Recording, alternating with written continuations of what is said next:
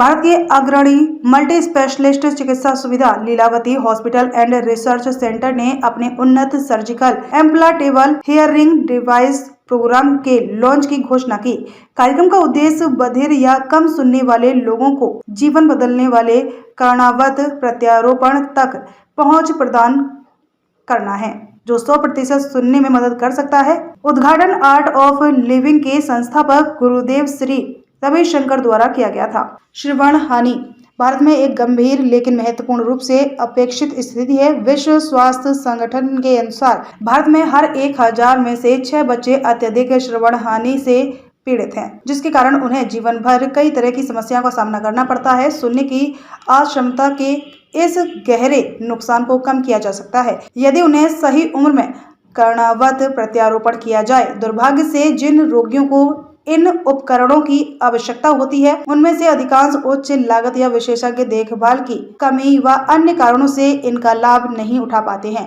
लीलावती का समग्र surgical implantable hearing device programme ENT, neurologist, बाल रोग विशेषज्ञ, मनोचिकित्सक और सामाजिक कार्यकर्ताओं सहित विशेषज्ञों की एक टीम द्वारा पूर्ण मूल्यांकन प्रदान करता है। इसमें मेडिकल रिकॉर्ड का सावधानी पूर्वक रखरखाव, अत्याधुनिक उपकरणों के साथ आधुनिक अच्छी तरह से सुसज्जित ऑपरेशन थिएटर, इन हाउस पुनर्वास और तेजी से समस्या निवारण भी शामिल है।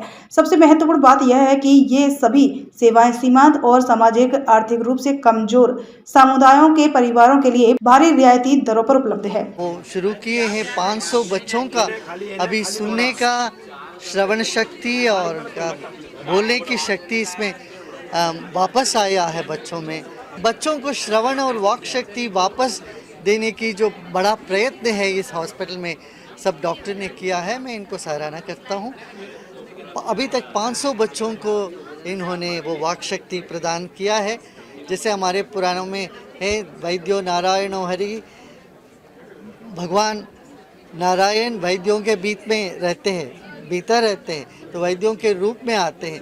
ऐसे ही इस तरह की सेवा का प्रकल्प चलता रहे और लोग सुने और बोले, और जो बहुत ज़्यादा बोलते हैं नहीं सुनते हैं उनको भी मेरा संदेश वो ध्यान करें। ध्यान करने से उनका श्रवण करने की सहनशीलता बढ़ेगी और बोलने में मधुरता और सृजनात्मकता झलकेगी।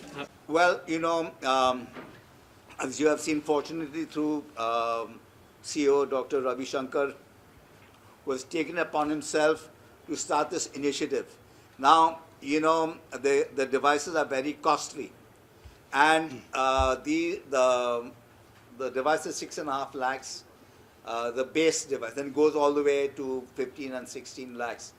Not only that, but the patient has to have the device inserted in both ears. So that means 12 lakhs worth of equipment will be inserted.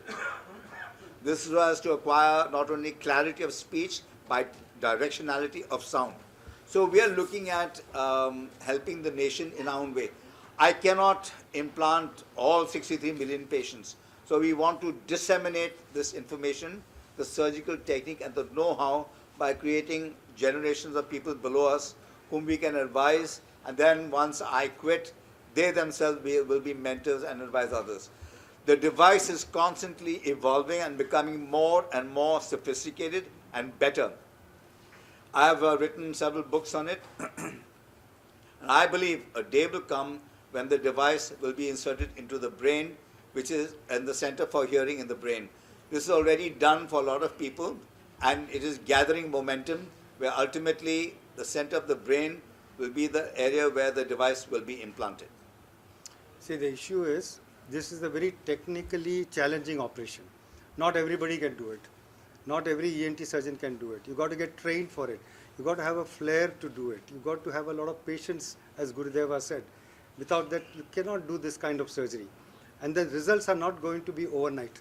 It's going to take a long, long time. I had mentioned that the speech therapists, the audiologists, the department of ENT has to work as a wholesome family so that the rehabilitation of the child is done. Many of them will drop off. It's our aim to make sure that they regularly come, undergo this therapy till they get absorbed into the mainstream. So the operation is difficult, not everybody does it, And that is the reason why it has taken many years in many institutions to develop. It takes a little time. Dr. Chris is trained, so now he's training other people under him.